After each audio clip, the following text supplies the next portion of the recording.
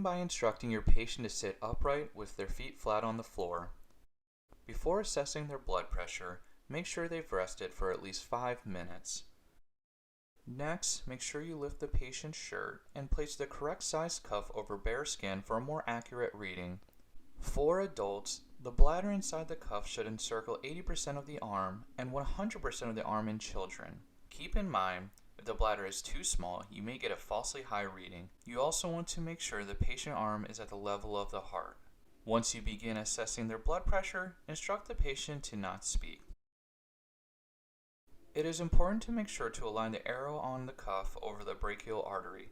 In this case, we are assessing the blood pressure on the patient's right arm, so we want to align the right labeled arrow correctly. Before placing the diaphragm of the stethoscope at the patient's arm, palpate for the brachial artery to make sure you place the stethoscope in the optimal spot for listening. Once you have the stethoscope in place, it is important to not put your fingers over the bell, but instead use 2 fingers to secure the diaphragm in place around the bell. If you are not sure what the patient's normal blood pressure is, please watch our video on assessing the radial pulse to determine how to estimate their systolic blood pressure. Otherwise, proceed to about 20 millimeters of mercury above the known blood pressure.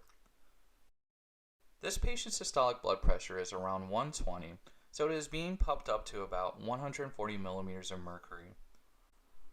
The rate of deflation is 2 millimeters of mercury per second while listening for turbulent blood flow and oscillations of the arterial wall. These sounds, known as Korsakoff sounds, can be broken up into 5 phases. Phase 1 is the first sound you hear, which is a clear tapping noise, and it represents the systolic blood pressure. Phase 2 is when the sounds become a little softer and longer. Phase 3, the sound has become more crisp and louder. Now in Phase 4, the sound starts to muffle and soften again. And in Phase 5, the sound disappears completely, representing the diastolic blood pressure.